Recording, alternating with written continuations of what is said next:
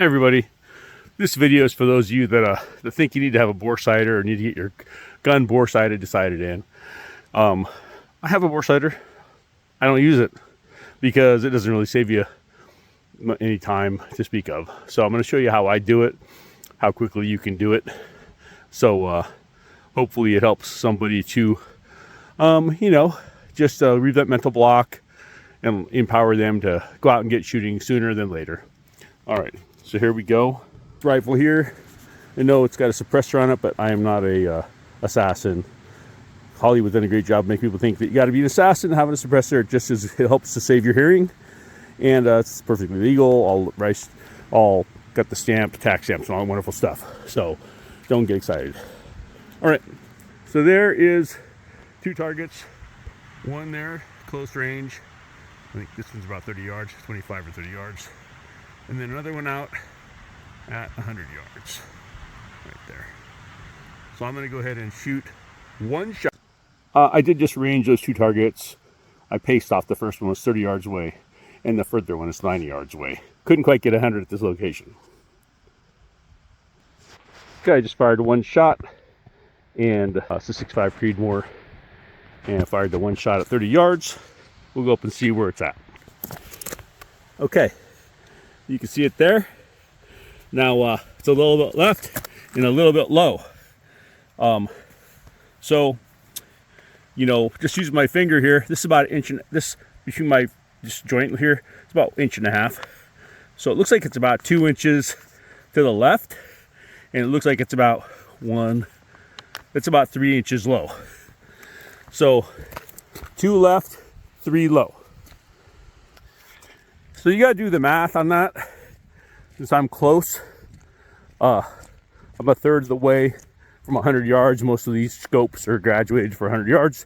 Since I'm a third of the way, I gotta do 3 times as many clicks to get the movement that I want at 100.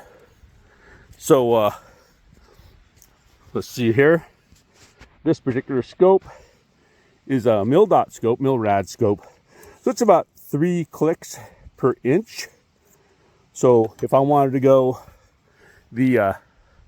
move it 2 inches to the right, that's going to be 6 clicks. But I got to go 3 times as much as that. So 3 times 6 is going to be 18. So I'm going to go 18 right. As you can see, this one says 0.1 mil per click, right? Which is, like I said, that's 0.1 mil is about a third of an inch at 100 yards. So it's like I said, I'm going to go 18 clicks right because it was on the left. I want to move it right.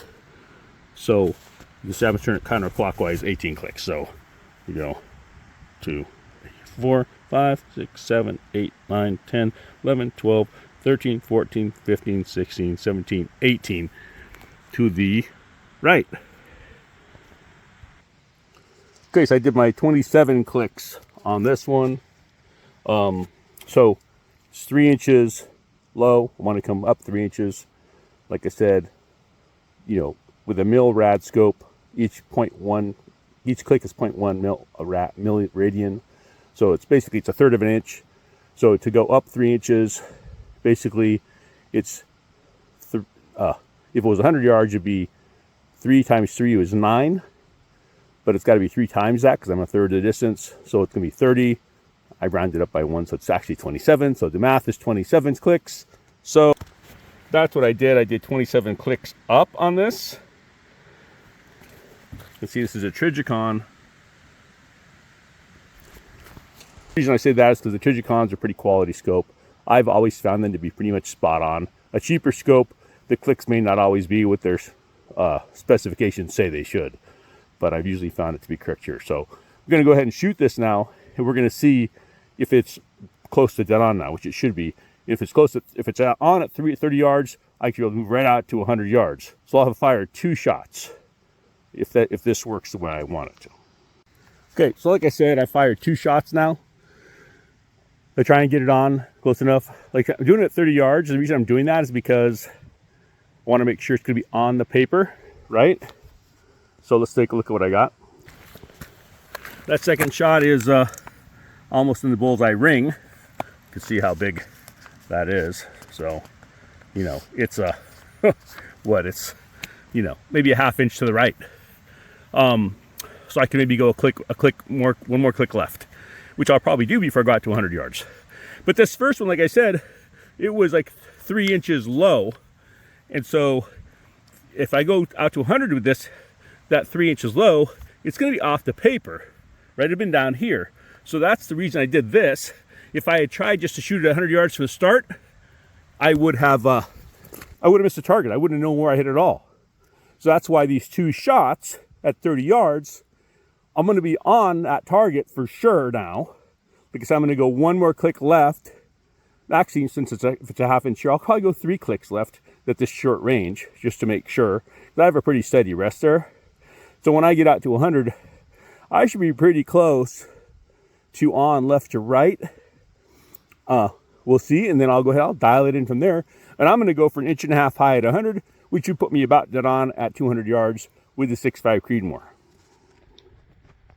All right, another couple nuances here. So I did give it 3 clicks to the left. Like I said, I've got a really steady rest here. I got pretty good confidence that it was a little right. So I moved it left. Now before I go out to 100 yards. Once. This next shots I'm going to take, I'm going to do 3 shots now at 100. I'm going to get to see how tight of a group it does with this ammunition. And I'm also going to know pretty darn well where it's hitting. If it's not the tightest group in the world, if it's a, 1.5 inch group, then having those 3 shots gives me a way of averaging that point of impact on my sight end to get it kind of centered on the bolt, or, centered on 1.5 inches high, because I'm going for that 200 yard zero. Now, just to show you what I'm using here, I am going to show you, I am using, this is a Bond Strike, Norma Bond Strike. They've been making ammo forever. I love their products. This is not a commercial, but it is 143 grain bonded bullet, really slippery, so it'll hold, should be accurate. Should hold on to its velocity for a long way. So should be a really good fit for this. But we're gonna find out. I don't know. I haven't shot it in this gun yet, so we're gonna learn just now. Okay, well, you can't make a gun video without having it be controversial in some way, right? We're gonna all argue about a bunch of different stuff, nitpicky stuff. But I'm gonna tell you what I do. I'm out here in public land, and there's nobody here, it's just me. So when I shoot like that, yeah, there's cougars out here, and there's bears out here.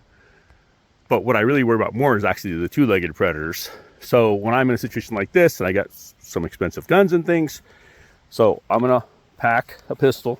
This just happens to be just a 22 pistol, but I'm going to pack a pistol, loaded in chamber, ready to go. So if something, 2-legged predators, going to see that right away, and that's probably going to be enough to discourage them right there.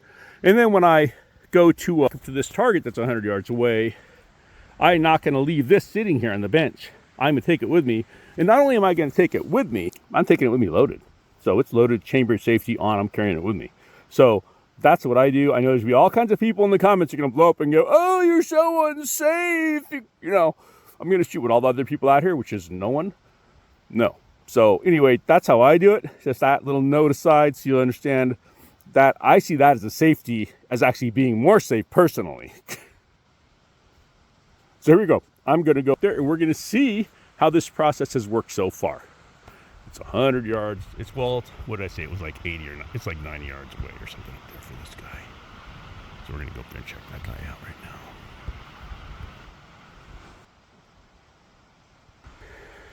Okay, I just got the target. I'm going to lean my gun up against this shot up stump here. We're going to take a look at this, see how I did so far. Survey says that is looking to be, it's pretty spot on. It might still be a smidge to the right still now, but it's pretty freaking close. As far as how high it is, I was aiming in the center of this little orange stick. That's 1.5 inches. So it's a little higher than I want it to be. It's probably 3/4 inch higher than I want it to be. So at this range, like I said, scope, 1 inch now is going to be 3 clicks. So if I come down 2 clicks, 2/3 of an inch, so I think that's going to be, might actually need 3, but I'll come down, yeah, I'm going to come down 3. I'm going to come down 3 clicks, and I think it's going to put it right in here. Okay, so 3 clicks, and I'll use 3 more shots. I think we're going to be done. All right, so do the 3 clicks down. Impact up would be this way, so I'm going to go the other way.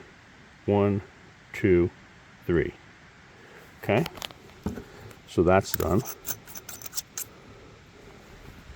And like I said, I'm going to do 3 more shots now.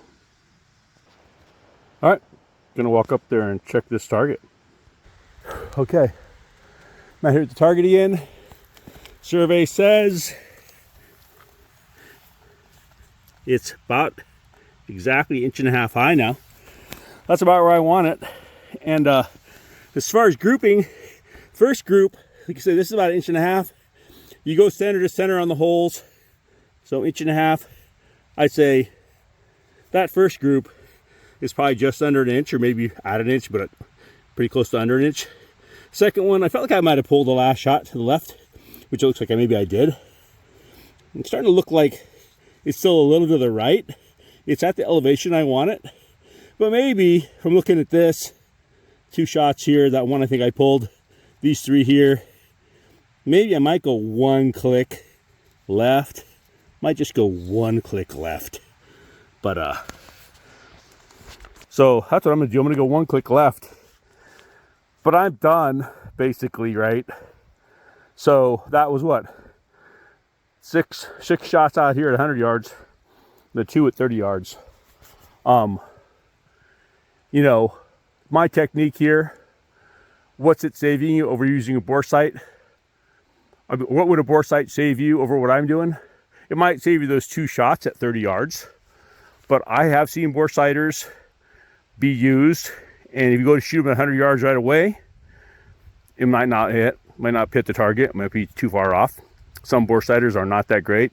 Something's wrong somehow. This doesn't work. But what I've done here, 2 shots at 30 yards, gets you where you're gonna be on paper, which is the bore sighters just all it's gonna do. It doesn't fine tune you. You never go hunting after it's bore sighting. That's not a thing. And then another 6 shots. I'm gonna go 1 click left. This gun is ready to hunt. Okay, so did do the 1 click left on the windage. Like I said, that should be about 1/3 of an inch left, which I think it needed. And like I said, I think I'm done with this, but there is more things I'm going to do. So I did lie, which you're going to go, oh, people in the comments, oh, he's a liar, I knew it. So, oh, hat suppressor. So that is the point of impact with the suppressor. It's sighted in for the suppressor. I've seen it go both ways. Some guns, the point of impact will be the same. I pull that suppressor off. Some guns, not so much. So we're going to find out with this one. Pull that suppressor off, and we're going to check the sight in again. I put a brand new target out there. Just so you know, this is a Yankee Hill suppressor. It's got their quick detach system on it, so it kind of ratchets off real nicely and quickly.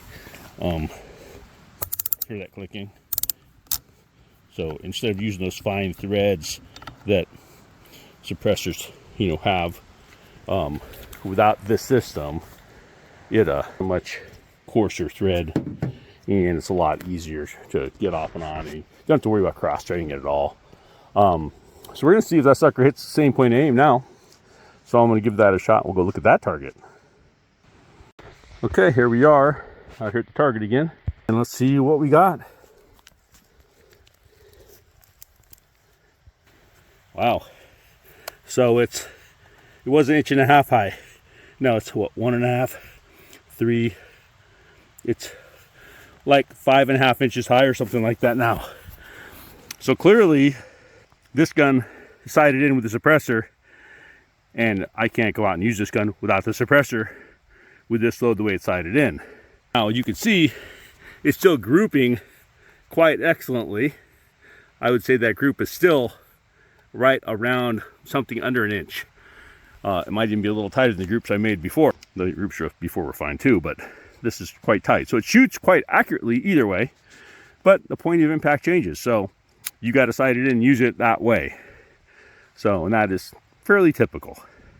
Now the last thing I'm going to do is go back there. I'm going to shoot another 3 shots, and I'm going to do this at low power. The last ones, the whole sight-in process mostly at the longer range, 100 yards, has been with max power. And I'm going to back this scope all the way off to lowest power, shoot at the target, and make sure the point of impact, that the scope doesn't change. It shouldn't. But I have had some scopes in the past that have not worked that way. Okay, so I'm back here at the rest bench, and I'm going to shoot it again. I got the suppressor back on it, so my point of aim should be back to where I expect it to be.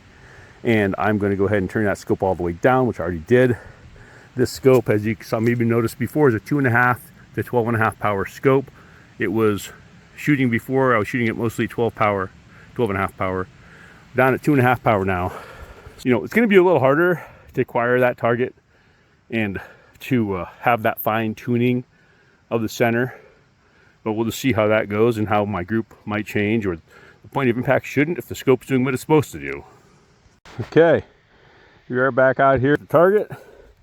Just shot this target with low power and survey set. There's my 1.5 inch. So it didn't change a bit. The group is pretty good. Maybe I had a little elevation issue here on my hold, but I'd say arguably the point of impact changed negligibly from a low power to high power on the scope, and it's pretty well sighted in. So like I say, it's pretty much done. You know, I'd say that, you know, I'm going to have to hunt this with the suppressor with this load. I can go walk around low power. Something jumps up at my feet, I'm good to go. If something's 200 or 300 yards out and I have some time to dial up the magnification, get a good rest, take that shot, I'm good there too. Now, I do generally try and get out and actually shoot the firearm at 200 yards. I can tell you from experience that it's going to be about where I want it to be. It'll be a couple clicks off maybe. But, and I generally will get out and do that. But, you know, if it's a day before hunting season, you need to get your gun dialed in and stuff. Certainly what I've done here is adequate for a majority of hunters. And you probably know people that come out and throw a paper plate out at 30 yards, you get it on and call it good to go with their 30-30. But anyway, have a good day. I think I'm running out of daylight here. As some of you shooters may know, there is a time warp at the shooting range. Time goes about twice as fast as it does anywhere else in the world. So give yourself adequate time, because the sun will go down before you know it. Have a good day.